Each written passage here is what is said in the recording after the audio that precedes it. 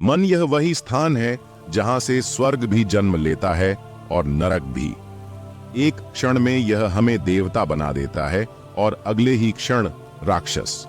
सवाल यह नहीं कि बुरे विचार क्यों आते हैं, सवाल यह है कि क्या हम उनके दास बनते हैं या मालिक।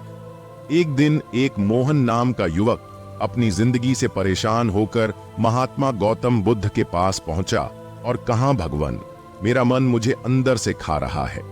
अशुद्ध विचार, नीच इच्छाएं, ईर्ष्या, क्रोध, मैं इनसे लड़ते लड़ते थक गया हूं।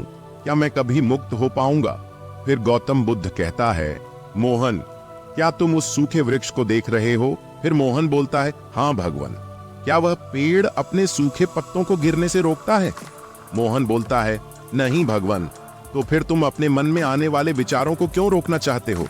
फिर आनंद बोलता है, क्योंकि वे मुझे डराते हैं, गिरा देते हैं भगवान। फिर गौतम बुद्ध कहता है, और जब गिरते हो तो क्या उठते हो? फिर मोहन मायूस होकर कहता है, उठता हूं भगवान, पर हर बार थक जाता हूं। फिर महात्मा गौतम बुद्ध मुस्कुराकर कहता है, तो फिर थकान को समझो, विचारों से नहीं, उनसे लड़ने से आती है। मोहन एक साधारण गृहस्थ था। जब वह बुद्ध के शरण में आया तो सोचा कि सारे अशांत विचार अपने आप मिट जाएंगे, पर मन का अंधेरा बस संन्यास से नहीं जाता, समझ से जाता है। महात्मा गौतम बुद्ध एक पत्थर को कीचड़ वाली स्थान पर फेंक देता है और कहता है, मोहन, अगर मैं इस पानी को अभी साफ करना चाहूं तो क्या होगा? मोहन बोलता है, पानी और ज्यादा गंदा हो जाएगा भगवान। फिर गौतम बुद्ध कहता है, और अगर इसे वैसे ही छोड़ दिया जाए? तो फिर मोहन बोलता है, तो कुछ समय बाद कीचड़ नीचे बैठ जाएगी और पानी साफ हो जाएगा। बस ऐसे ही तुम्हारे मन में भी विचार आते हैं। अगर तुम उनसे लड़ोगे तो वे और भड़केंगे, अगर तुम उन्हें देखो, स्वीकार करो, तो वे शांत हो जाएंगे। मोहन बोलता है, भगवान, क्या बुरे विचार आना भी पाप है? क्या मैं बुरा इंसान हूं? नहीं मोहन, बुरे विचार आना स्वाभाविक है। वे तुम्हारे कर्म नहीं हैं, बस छाया की तरह है। पाप तब होता है जब तुम उन्हें सच मानकर जीवन बना लेते हो। साधक और पापी में फर्क यही है, एक विचारों को देखता है, दूसरा उन्हें जीता है।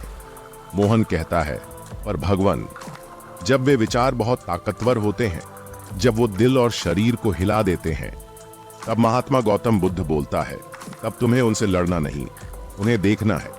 हर विचार, हर वासना, हर क्रोध खुद को दिखाना चाहता है, और जैसे ही तुम उसे देख लेते हो, वो कमजोर हो जाता है, क्योंकि प्रकाश में अंधेरा टिकता नहीं।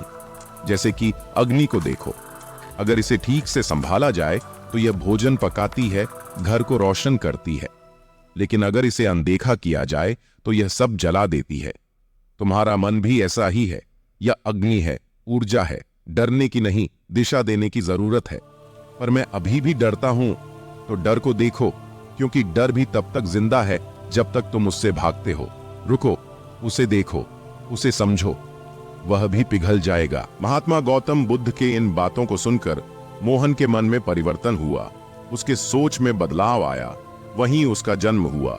फिर एक नए मोहन बन गया, जिसने डर के पार शांति को पाया। भगवान, अब मैं नहीं डरता। विचार अब मेरे शत्रु नहीं, मेरे शिक्षक बन गए हैं। यही मोक्ष है मोहन। जब तुम अपने मन को समझ लेते हो, तब तुम संसार को जीत लेते हो। तब कोई विचार तुम्हें तोड़ नहीं सकता। तब मन एक सेवक बन जाता है, स्वामी नहीं। फिर मोहन बोलता है, लेकिन क्या ये विचार फिर कभी नहीं आएंगे भगवान? आएंगे, बार बार आएंगे, क्योंकि तुम्हारा मन अब भी जीवित है।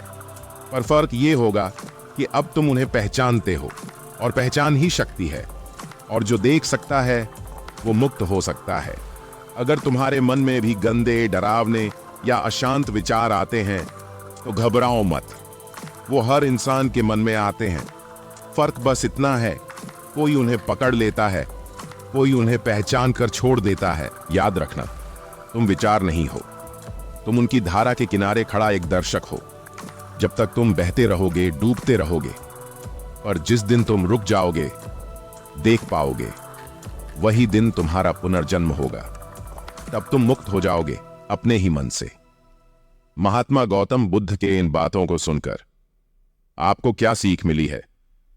आप कमेंट करके जरूर बताइए।